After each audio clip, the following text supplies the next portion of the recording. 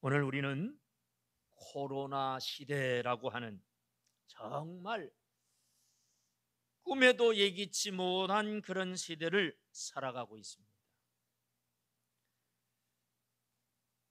시대 속에서 무시무시한 전염병들이 있었습니다.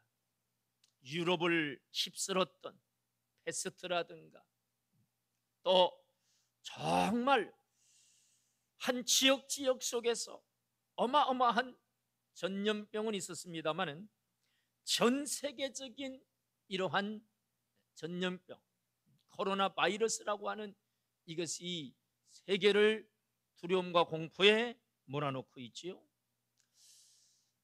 지금 우리나라는 사적인 모임 4인 이상 모이지 못하게 합니다. 그래서 식당에 가면 아는 체 하지 말라 그러고, 4명 이상이면 따로 테이블을 해서, 이게 어떻게 보면 뭐 웃긴 얘기지요. 과연 이렇게까지 해야 되는 이유가 있겠지요.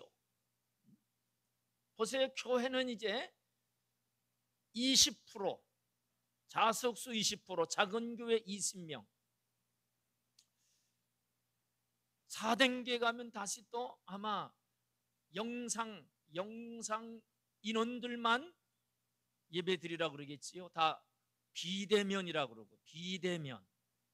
여러분, 교회사 속에 예배의 용어 중에 비대면, 대면 예배라고 한 적이 없어요.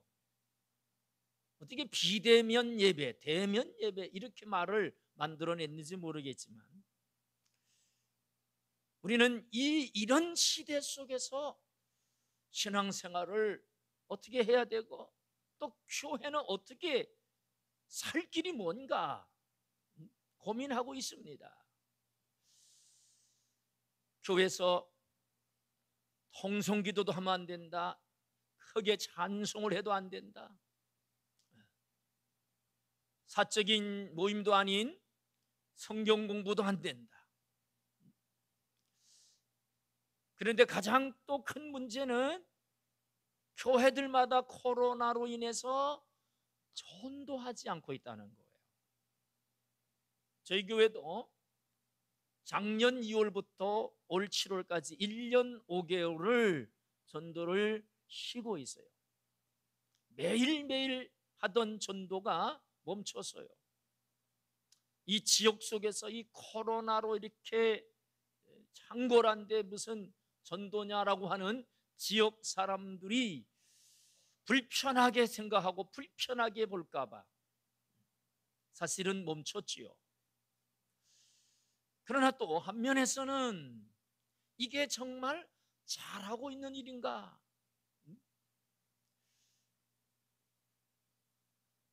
오늘 이 시대 속에서 시대와 상황은 좀 달라도 하나의 돌파구를 보여주고 있는 것이 오늘의 본문입니다. 예수님이 이 땅에 오셔서 십자가에서 죽으시고 부활하시고 승천하시고 사도행전 2장에 바로 약속하신 성령을 보내주셨어요. 성령은 그리스도의 영입니다. 육체로 오신 예수님이 이제 영으로 오셔서 믿는 자들 속에 거하시겠다는 거예요. 그래서 성령을 하나님의 영, 그리스도의 영이라고도 말씀하고 있는 거예요. 성령이 오셔서 이제 초대교회가 시작이 되지요. 베드로의 설교에 3,000명, 성전 미문에 앉은 병인을 일으켜서 5,000명이 제자의 수, 신도의 수가 또 했다 말합니다. 여기에 깜짝 놀란 사람들이 누구냐? 그 당시 유대교 정교 지도자들, 바리새파, 사두개인, 대제사장, 제사장 그룹이지요. 이들이 이 일에 어떻게 반응합니까? 자, 이 앞절 17절 말씀 보세요. 17절 17절, 사도행전 4장 17절 시작. 이것이 민간에도 퍼지지 못하게 그들을 위협하여 이후에는 이 이름으로 아무에게도 말하게 하지 말자 하고 18절 시작. 그들을 불러 경고하여 도무지 예수의 이름으로 말하지 말고 가르치지도 말라 하니. 자, 예수 믿는 자들이 말이 그 당시 인구 비율로 보면요 3,000명, 5,000명은 어마어마한 숫자예요. 지금도 여러분 3,000명, 5,000명이 예수 믿는다고 일어서면 어떻게 되겠어요? 작은 숫자가 아니에요. 그 당시는 어마어마한 숫자예요. 그러니까 정통 유대교 이 종교 지도자들이 예수가 진짜 메시아인가라고 하는 사실 확인은 전혀 안 하고 무조건 예수 이름으로 전하거나 가르치지 못하게 앞절에 위협했다, 막고 있었다는 얘기지요. 그들은 종교적인 기득권 세력이요, 또 그들은 교권을 가진, 힘을 가진, 그래서 그들이 막고자 하면 막을 수 있는 그런 힘이 있는 그룹들이에요. 자, 이렇게 위협하면 사도들이 겁을 먹고 알겠습니다 하고 숨을 죽이고 있어야 되는데, 보세요. 19절 20절 사도행전 4장 19절 20절 베드로와 요한이 시작. 베드로와 요한이 대답하여 이르되 하나님 앞에서 너희의 말을 듣는 것이 하나님의 말씀을 듣는 것보다 옳은가 판단하라. 우리는 보고 들은 것을 말하지 아니할 수 없다니. 여러분, 이전에 베드로는 예수님이 사내들인 공의회 대제사장의 그 뜰에서 너 같은 무리지 할 때 예수를 부인하고 저주하여 부인하기를 3번이나 했던 겁쟁이였어요. 그런데 지금 뭐라 그래요? 너희 말 듣는 것이 옳으냐, 하나님 말씀 듣는 것이 옳으냐 판단해보라는 거예요. 이들은 두려움이 없습니다. 죽음에 대한 두려움도 없어요. 너희가 생각하고 너희가 판단해라. 너희들이 하나님 믿지 않느냐? 그러면 하나님의 말씀을 듣는 것이 틀렸냐? 이런 얘기예요. 사내들인 공의의 종교 지도자들은 그들을 위협하고 겁을 주면 쉽게 해결될 줄 알았어요. 겁을 먹고 그냥 숨지기고 있을 줄 알았어요. 그들에게 이런 담대함은 바로 사도행전 2장에 뭘 받았어요? 성령을 받았기 때문에. 성령을 받은 자는 두려울 게 없어요. 거칠 게 없어요. 무서울 게 없어요. 누구 앞에서도 겁나지 않아요. 자, 오늘 본문 31절 보세요. 31절 시작. 빌기를 다하매 모인 곳이 진동하더니 무리가 다 성령이 충만하여 담대히 하나님 말씀을 전하니라. 빌기를 다하매 모인 곳이 진동하더니 무리가 다 성령이 충만했다. 성령이 충만했다. 바로 오늘 이 시대에 대한, 오늘 교회가 살 길, 나갈 길은 방법도 아니고 기술도 아니에요. 무리가 다 성령이 충만하여야 돼. 우리가 성령 충만밖에 없다. 자, 오늘 본문 속에서 여러분, 이 성령 충만이라고 하는 것은 보통은 성령 충만의 결과를 은사나 방언, 신유 이런 쪽으로 해석하는 경향이 있어요. 물론 그 결과, 성령 충만의 결과가 은사가 나타나고 오늘 본문에도 표적과 기사가 나타나는 거예요. 병든 자가 치료받는 거예요. 그러나 더 우리가 깊이 성령 충만의 결과가 가장 우선적으로 나타난 것이 담대히 하나님 말씀을 전한 거예요. 뭐였다고요? 담대히 하나님 말씀을 전한 걸로 나타나. 성령 충만의 가장 첫 번째 나타난 결과는 담대히 하나님 말씀을 전했다. 그리고 이제 32절 이하의 그들의 공동체는 다시 또 아름다운 공동체로 믿는 사람들이 한 마음 한 뜻이 됐다. 모든 물건을 서로 통용하고 자기 재물을 조금이라도 자기 것이라 하는 이가 하나도 없더라는 거예요. 몇 명도 없더라? 하나도 없었다는 거예요.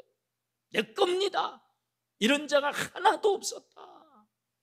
이 삶은 성령 충만의 결과인 거예요.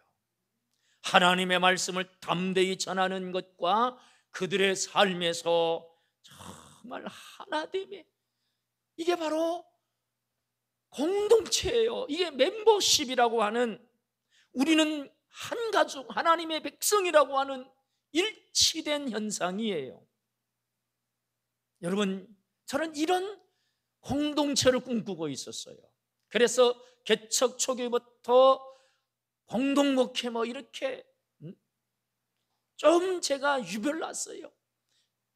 이런 공동체가 보고 싶어가지고, 그래서 통합도 하고 실패만 경험했습니다마는, 문제는 뭐냐면 성령 충만을 받지 못하면 안 돼요. 이건 결과예요. 만들어낼 수 있는 게 아니에요. 우리 모두가 다 성령 충만을 받으면 나타나는 현상이지, 이렇게 합시다, 저렇게 합시다, 이렇게 돼야 됩니다, 되는 게 아니에요. 결과입니다. 자, 오늘 이 코로나 시대에 교회들이 어렵습니다. 그러나 또 한면에서는 정말 주님께서 붙잡고 가야 될 사람들을 고르시고 있는 거예요. 이 기회에 예수 믿는 거 참 불편하다, 또 세상이 예수 믿는 사람들을 공격하고 무시하고 개독교라고 왁왁댈 때 내 이런 소리 듣는 거 피곤하다, 이래서 교회를 떠나는 사람도 있을 거예요.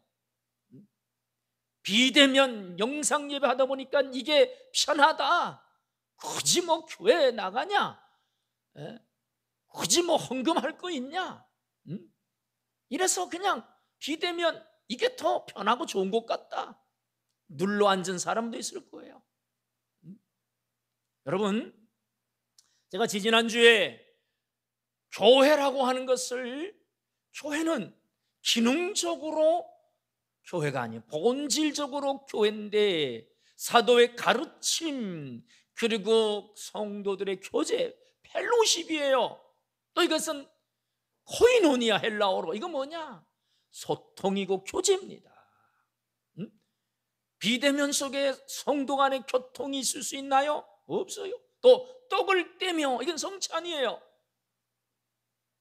저희 교회도 1년에 2번 합니다마는 이거 바꿀 필요가 있어요. 성찬에 주시는 하나님의 은혜가 있어요.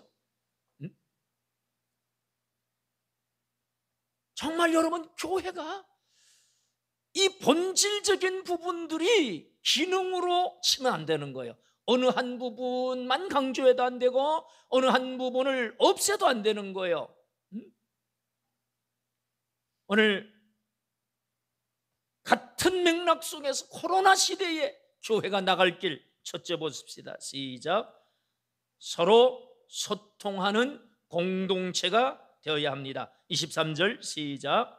사도들이 노임에 그 동료에게 가서 제사장들과 장로들의 말을 다 알리니. 자, 누구한테 갔어요? 동료에게 가서 그 다음에 다 알리니.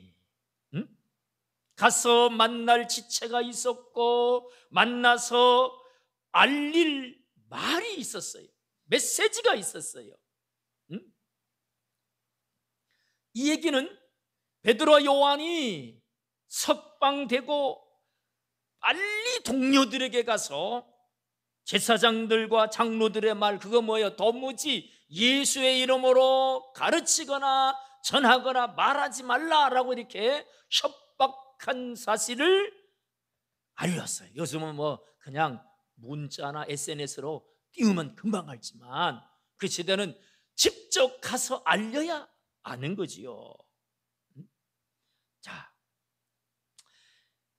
이 베드로와 요한이 즉시 자기 동료 지체들에게 가서 이것을 알린 것은 무슨 위로받고 내가 참 힘들었다 좀 알아달라 그런 얘기가 아니에요. 또 지금은 잠시 놓아줬지만 또 언제 저들의 마음이 바뀌어서 우리들을 또 잡아들여서 죽이려고 할지 모르니까 우리 빨리 피해자, 도망가자 뭐 이런 얘기를 하려고 간 것도 아니에요. 바로 그들은 성령이 하신 일을 알리는 거예요. 성령께서 우리에게 주신 그 담대한 마음을 알리는 거예요. 여러분, 여기 소통, 이 소통이란 말은 결국 코이노니아예요. 교통이에요. 뭘 소통하느냐? 바로 하나님이 하신 일을 알리는 거예요. 여러분, 성도 간에 만나서 뭐 세상 얘기 안 할 수는 없지만 그걸로 끝내면 안 돼요. 내가 받은 은혜, 내가 받은 깨달음, 체험한 간증, 여러분, 이것이 서로의 믿음을 세우는 거예요. 그 공동체가 영적인 공동체냐 아니냐는 관심과 대화의 주제가 영적이면 영적인 공동체고 육적이면 육적인 공동체예요. 집 이야기, 먹는 이야기, 자식 이야기, 또 뭐 잘된 이야기, 안 된 얘기는 창피해서 하지도 못하죠. 이 세상 돌아가는 이야기, 이걸로 끝나면 육적인 모임이에요. 하나님이 하신 일, 하나님의 말씀을 통해서 내가 받은 깨달음, 이런 영적인 소통이 있어야 교회는 하나 될 수 있는 거예요. 그래서 여러분, 소통의 목적은 하나 되는 거예요. 하나 돼. 이 하나 된다고 하는 것은 함께 공유한다는 거예요. 슬픔도 아픔도 또 기쁨도 좋은 일도 함께 나누는 거예요.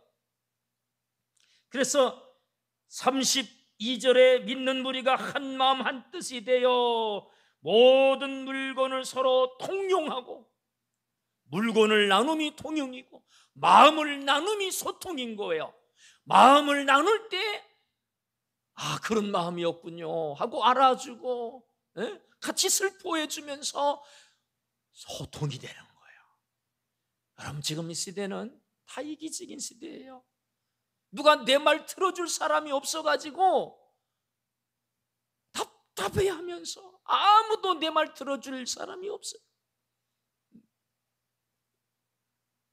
다 불통의 시대입니다. 들어주기만 해도 그 아픔이 상처가 났는데 들어줄 사람이 없는 거예요. 그리고 소통이라는 것은 바로 다른 지체들 필요에 민감한 거예요. 뭐가 필요할까? 어떤 도움을 줄까? 그래서 소통 속에서 성령이 하나 되게 하시는 거예요. 그것이 물질이든 그것이 시간이든 그것이 섬김이든 이런 소통이 있는 것이 교회입니다. 그런데 지금 보세요. 이 소통을 막고 있잖아요, 이 시대가. 사적 모임? 소통이에요, 소통. 이 소통이라고 하는 근본적인 본질을 여러분 놓치면 다 뿔뿔이 흩어져 있으면 약한 거예요. 여러분 동물의 세계 보세요. 약한 짐승들은 무리져서 다니, 무리져서. 그 이유가 뭐냐? 흩어지면 잡아먹히는 거예요. 흩어지면. 그래서 똘똘 뭉쳐서. 여러분 멸치떼들, 작은 고기들 보세요. 다 뭉쳐가지고 어떻게 보면 큰 고기의 어떤 형상을 보여서 함부로 공격당하지 않도록 그렇게 보일 수도 있지만 약할수록 더 뭉쳤던 거예요. 여러분 사단은 우리를 다 뿔뿔이 소통을 막아서 제각각 흩어지게 하면 사단이 우는 사자같이 삼키기가 쉬운 거예요. 우울증 걸리고 어떤 자살 중독에 있는 사람들이 함께 들어주고 함께 이야기할 사람만 있어도 극단적 행동하지 않아요. 그런 자가 없기 때문에 극단적 행동으로 끝내는 거예요.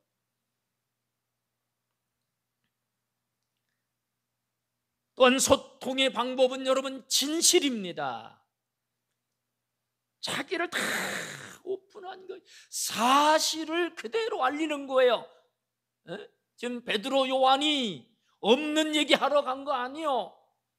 되어진 일, 일어난 일, 사실을 나누는 거예요. 사실. 여러분 대화 속에 거짓이나 과장이나 이런 부분들이 소통을 막는 거예요.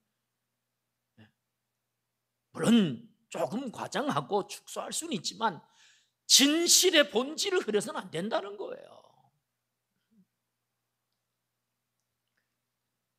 대형 교회의 장점이자 단점이 바로 익명성입니다. 나를 모르고 나도 널 모르는 게 편한 거예요. 서로 알면 곤란해요.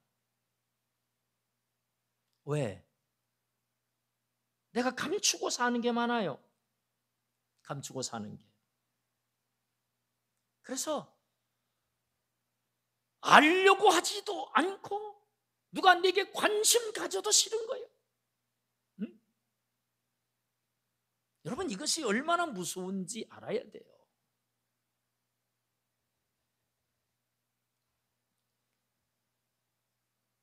개인주의의 결과는 절대 약해지지 강해지지 않아요. 세 사람만 있어도 삼겹줄은 쉽게 끊어지지 아니한다 그래요. 삼겹살은 좋아하지만 삼겹줄은 별로 안 좋아하지요. 세 줄이 서로 엉켜 있으면 줄 하나가 끊어질라 그래도 다른 두 줄이 견뎌주는 거예요. 함께 견디는 거예요. 그래서 강한 거예요. 여러분 소통하는 교회, 진실이 나누어지는 교회, 이런 교회는 살아남을 수 있어요. 아무리 커도 소통이 없으면 그건 모래알 같은 거예요. 모래알은 순간 다 모래성은 순간 무너지는 거예요. 작을지라도 소통하는 공동체는 살아남습니다. 서로에게 힘이 되어주고 서로를 위해주고 배려해주는 공동체는 살아남는 거예요. 자, 둘째 보십시다. 시작. 더욱더 합심하여 기도하는 공동체가 되어 살아남습니다.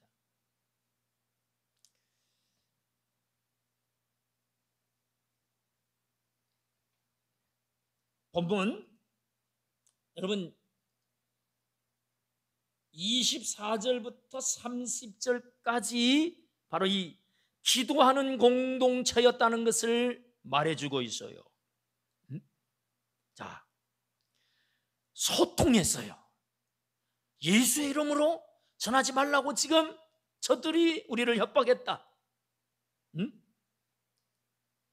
방법이 뭐냐? 대안이 뭐냐? 이걸 논하지 않아요. 기도하자는 거예요. 우리 함께 기도하자. 어떤 사람은 그래요. 기도하자 그러면 굉장히 거부감을 느껴요. 기도하자 그러면 그렇다고 뭐가 생기냐, 기도한다고 뭐가 되냐 이러면서 기도에 거부감을 가져요. 또 어떤 사람들은 기도하자는 얘기를 그냥 거절하려고 하는 핑계로 기도해 봅시다, 이게 거절하기 미안하니까 기도해 보겠습니다. 정말 기도하려고 기도해 보겠습니까요? 아니요. 거절하려고 그냥 기도해 보겠습니다 하고 그냥 잊어버려요. 기도해야죠.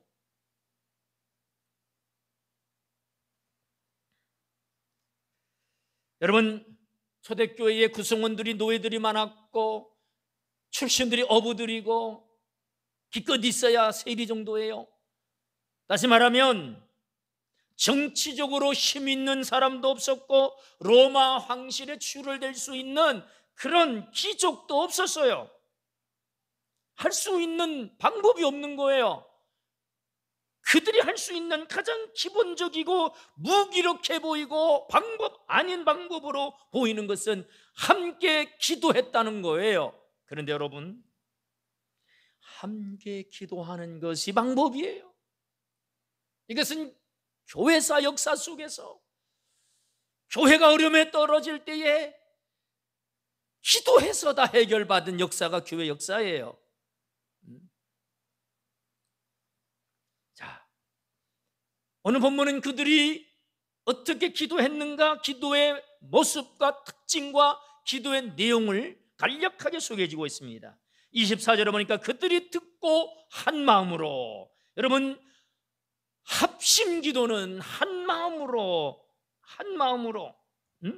원어적 의미는 바로 일치된 마음, 또 여기는 하나된 열정으로란 뜻이에요.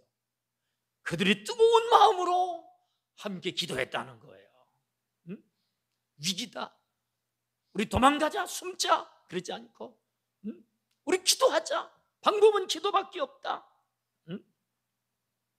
그래서 여러분, 주님도 진실로 너에게 이르노니 너희 중에 두 사람이 땅에서 합심하여 기도하면 하늘에 계신 아버지께서 들으시고 이루어 주시겠다 했어요.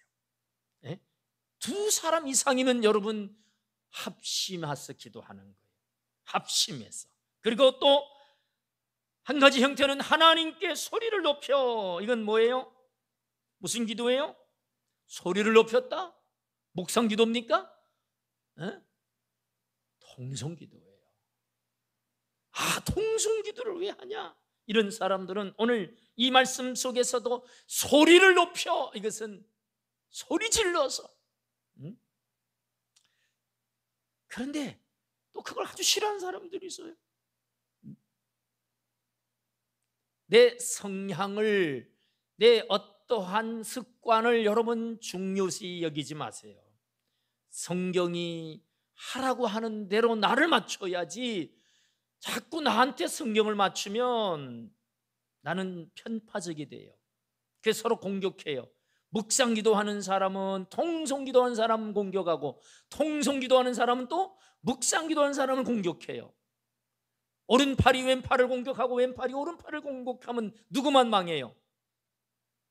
자기만 망하는 거예요.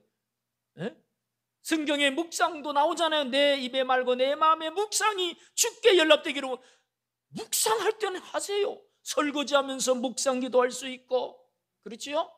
차 타고 가면서도 묵상 기도할 수 있어요. 성경이 하고 있다면 부정하면 안 돼요. 왜 부정하려고 그래요? 그게 교만이에요. 성경에서 소리 높여 부르짖었다, 부르짖으란 말이 얼마나 많이 나와요. 그런데 통성기도는 아니다라는 사람은 그 말씀을 지우고 살아야 돼요. 자, 저들이 기도하는 모습은 지금 다급합니다. 급합니다. 그러니까 마음이 즉시 하나 됐지요. 동일한 마음이 됐지요. 그리고 소리 높여 통성해서 기도할 수밖에 없어요. 통성해서. 자, 이제 그 기도의 내용 중에 첫 번째 나온 말이 대주제여란 말이 나옵니다. 무슨 말이 나와요?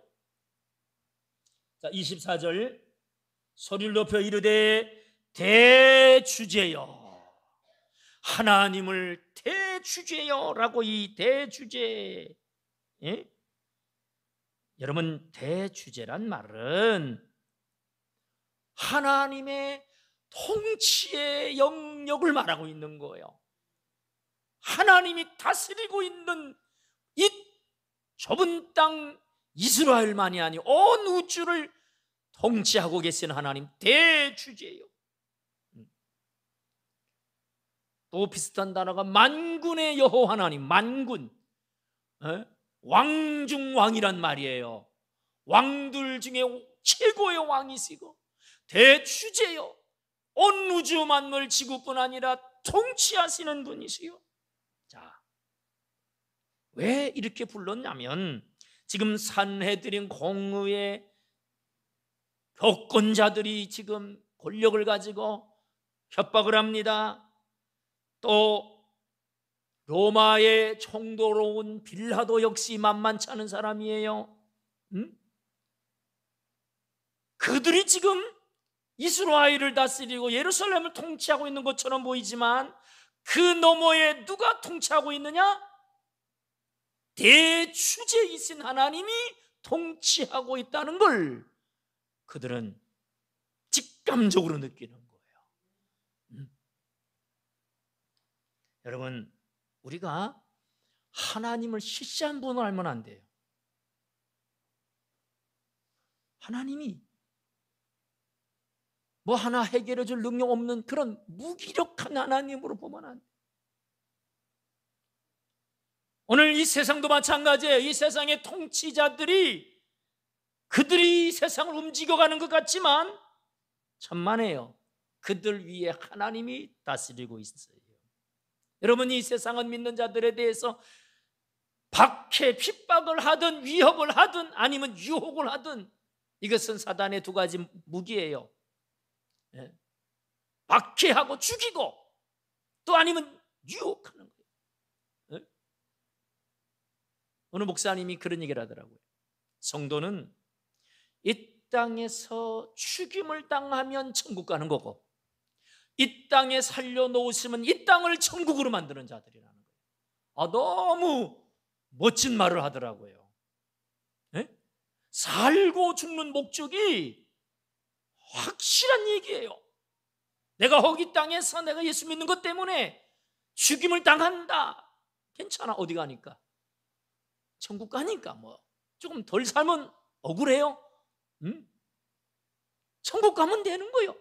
또 이 땅에 살려두시면 이 땅을 천국으로 만드는 사람, 천국에 잡혀 사는 사람들이 그리스도인이에요.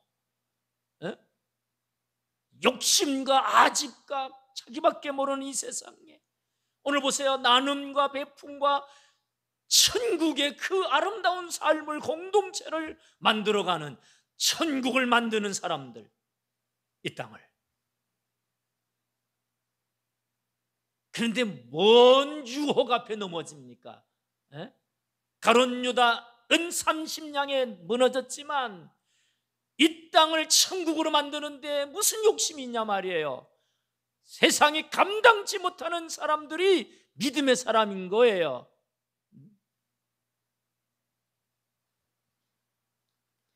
그리고 25절 26절에 이러한 일들은 우연이 아니다, 성경에 이미 예언된 사실이다. 그것은 시편 2편 1절 2절의 말씀이 인용되어졌어요. 하늘에 계신 이가 웃으시며 주께서 그들을 비웃으시리로다. 이미 예견됐어요. 자, 무슨 얘기냐? 우리가 어려움을 당하는 거, 이거 이상한 일 아니라는 거예요. 이미 성경은 그렇게 말하고 있기 때문에. 그래서 이제 여러분 사도행전 5장에 가면 핍박과 박해를 받는 일을 당연히 여겼다. 우리가 천국에 들어가려면 이러한 박해를 받는 것이 마땅하도다. 이게 그리스도인이에요. 이 땅의 목적으로 살아가는 자들은 꿈꿀 수 없는 태도예요. 박해받는 거 마땅한 거다, 이거 쫄지 않았다, 이거 두려워하지 않았다는 얘기예요. 여러분, 성경을 알면 알수록 우리는 담대해지는 거예요. 왜 이런 일이 있는가 허둥대둥되지 않습니다. 이미 성경에 예언된 사건이에요. 이제 올해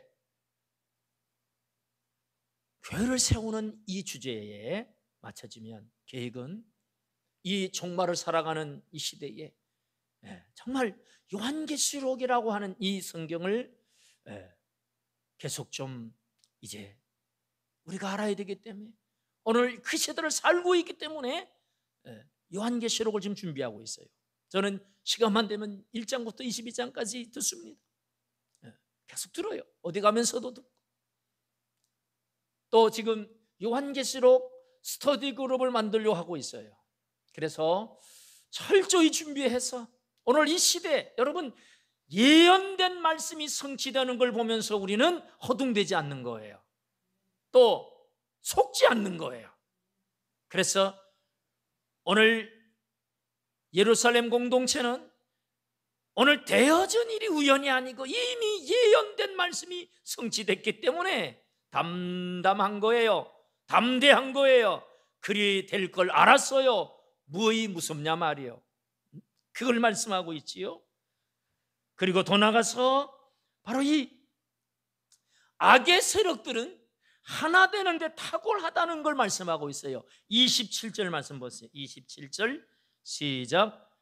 과연 헤롯과 본디오 빌라도는 이방인과 이스라엘 백성과 합세하여 하나님께서 기름 부으신 거룩한 종 예수를 거슬러 그랬지요. 거기서 헤롯이 나오고 본디오 빌라도가 나오고 이방인도 나오고 이스라엘 백성이 나오는데 중요한 단어는 합세하여 하나 되는데, 이렇게 탁월해요.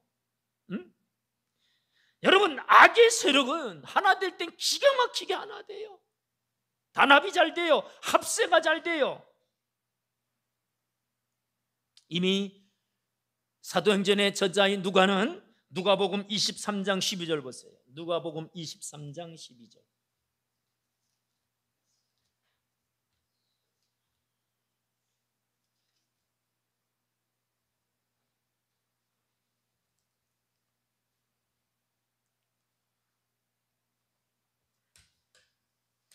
누가복음 23장 12절 시작.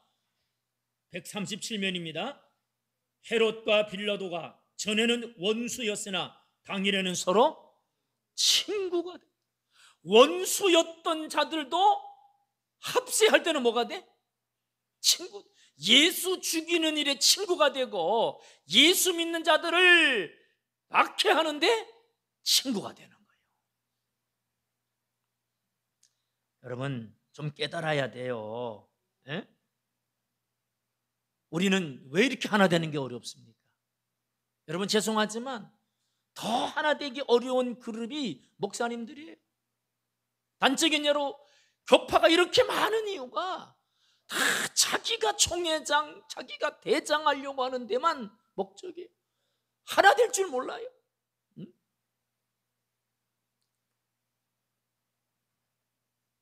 부끄럽게도 우리 대신교단도 여러분 통합하려다가 지금 네 쪽이 나버렸어요. 네 쪽.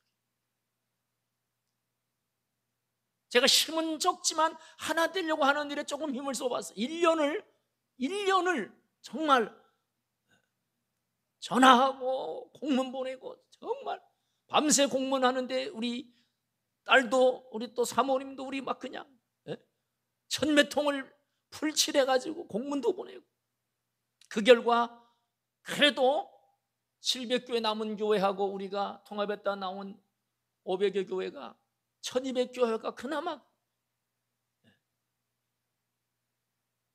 나머지 또 3개 파들이 하나 되려고 하지 않아요. 저는 왜 안 되는가? 거기 대장들이 계속 대장 노릇 한다는 거예요. 그래서 목사님들이 하나 안 돼요. 그러니 어떻게 하나 되겠습니까? 지금 한국교회가 하나 돼요? 택도 없습니다. 악의 세력은 이렇게 순간적으로 하나 되고 합세해서 한 가지 목적을 위해서 저들이 똘똘 뭉치는데, 성령이 하나 되게 하신 것을 지키라고 했는데 안 지키잖아요. 27절은 이제 기도의 실제적인 내용, 강구하는 내용입니다. 시작. 주여 이제도 그들의 위협함을 굽어보시옵고 또 종들로 하여금 담대히 하나님의 말씀을 전하게 하여 주시오며. 자, 실제적인 강구하는 내용은 짧아요. 여러분, 말을 많이 해서가 아니에요. 내가 구할 바를 분명하게 주님 앞에 올려드리는 거예요. 계속해서 하나님, 그들의 위협함에서 우리를 피하게 해주소서 그러지 않았어요. 이게 좀 없애주세요. 이 장애물 치워주세요. 이런 기도 안 해요. 주님, 굽어보시오. 이 말은 주님 깊이 보시옵소서. 영어 성경에 컨시더라고 숙고하여서 주님 좀 봐달라는 거예요. 저들 하는 짓을. 저들이 저러고 있는 거 주님 정말 좀 깊이 봐주세요. 우리를 어떻게 해달라는 얘기가 없어요. 그리고 담대히 하나님 말씀을 전하게 해달라. 예수의 이름으로 말하면 잡혀갑니다. 죽임을 당합니다. 그런데 어떻게 해요? 담대히 하나님 말씀을 전하게 해달라는 거예요. 우리 한글 성경에서 조금 이 담대히란 표현이 좀 세밀하지 못한 표현인데, 원어적인 의미는 뭐냐?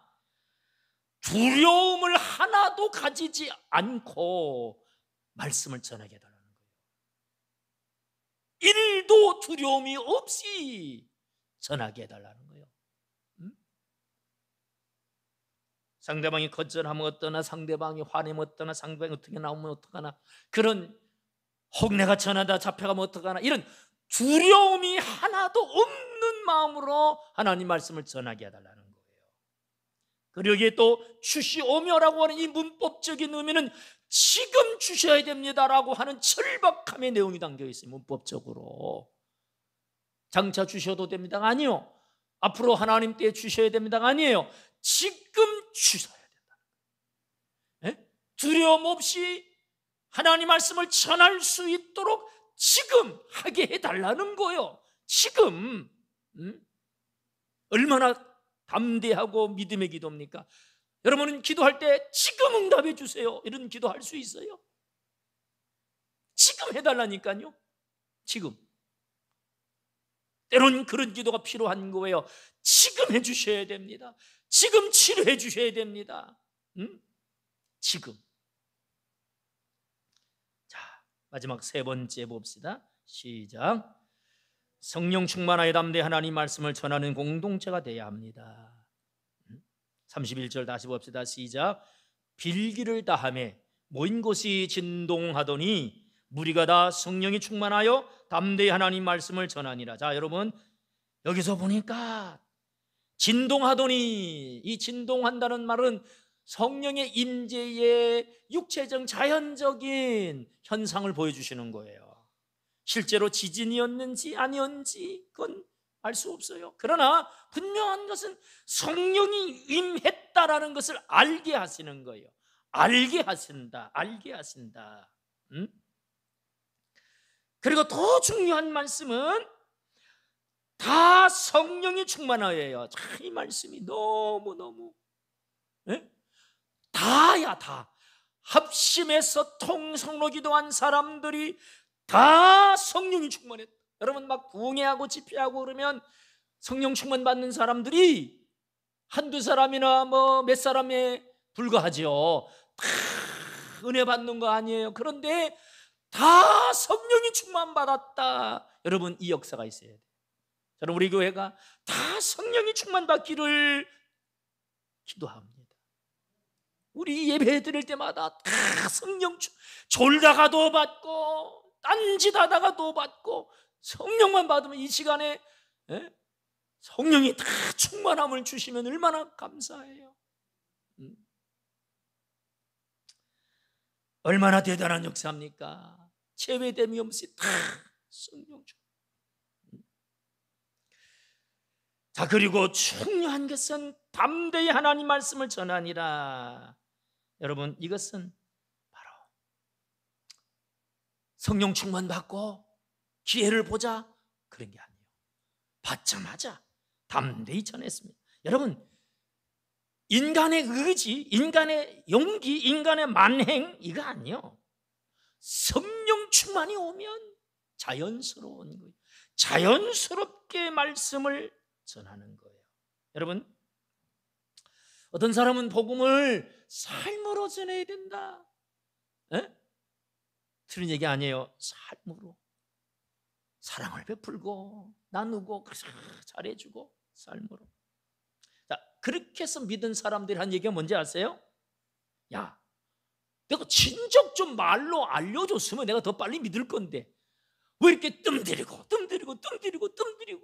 그러다 알려줬냐, 이런 얘기. 물론 그때 당시는 알려줘도 뭐 관심도 없고 안 믿었겠지요.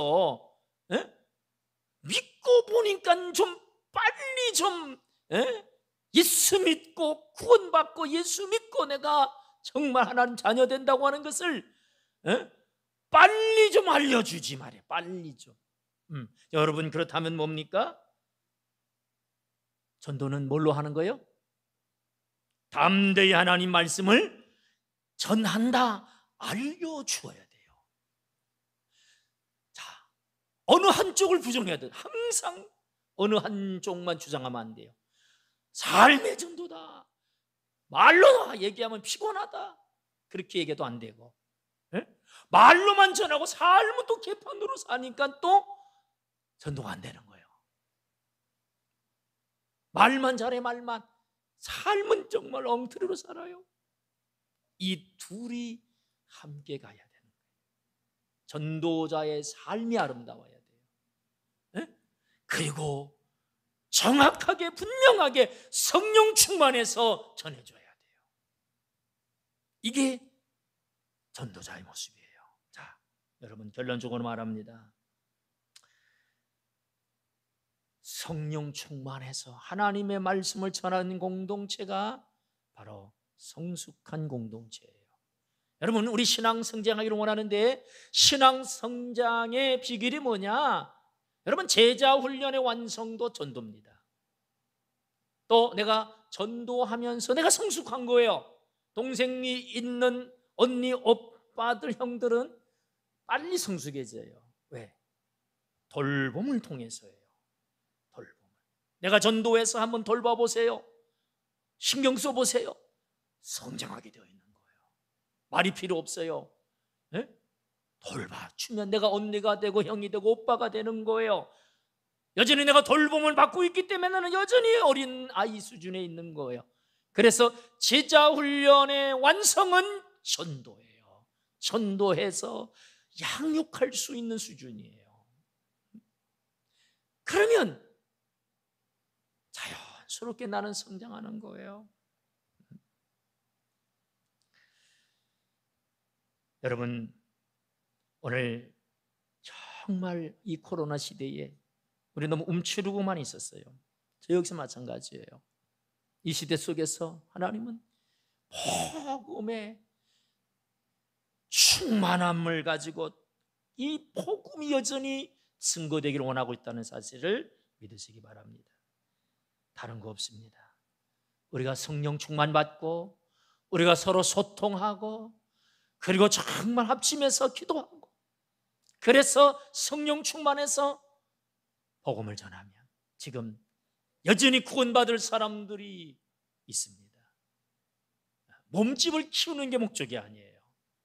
예수 믿고 거듭나고 하나님의 자녀들을 세우는 이런 사명을 우리는 계속하게 되기를 축원합니다.